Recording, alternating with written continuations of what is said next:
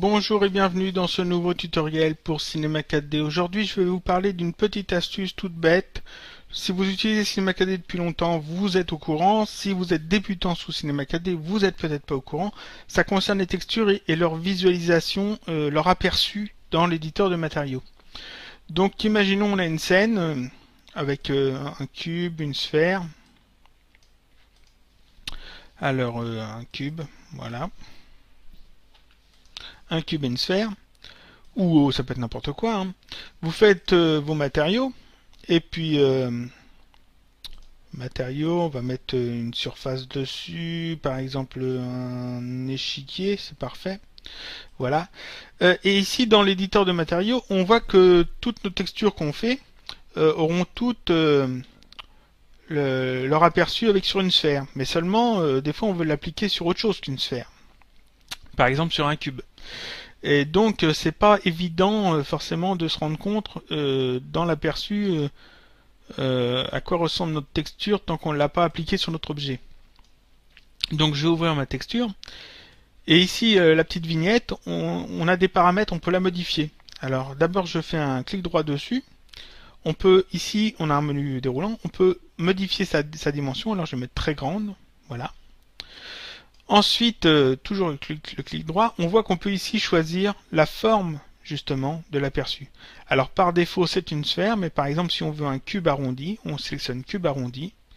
Et ici on a donc dans l'aperçu non plus une sphère mais un cube arrondi. Alors c'est quand même mieux quand on veut par exemple appliquer cette texture sur du texte, ça permet de voir à peu près à quoi vont correspondre les angles. Sur notre objet avec notre texture. Quand il y a une texture avec beaucoup de réflexion, ce qui est bien, c'est d'utiliser par exemple un double hauteur. Voilà, on obtient cet aperçu. Ou alors par exemple, je vais prendre une autre, si on veut faire vraiment quelque chose de plus complexe, on peut utiliser par exemple un knot ici.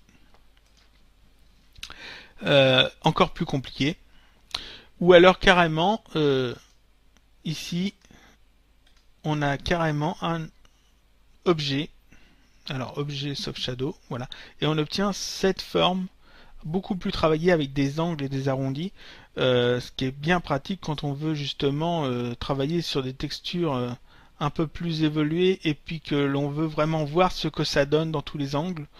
On a des aperçus qui sont quand même mieux que juste une sphère.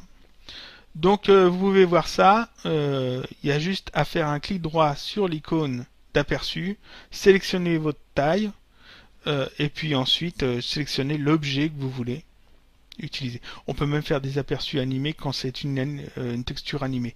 Bon, là c'est pas le cas. Voilà, ça c'était une petite astuce dans Cinema 4D que vous connaissiez peut-être pas. À bientôt pour un prochain tutoriel.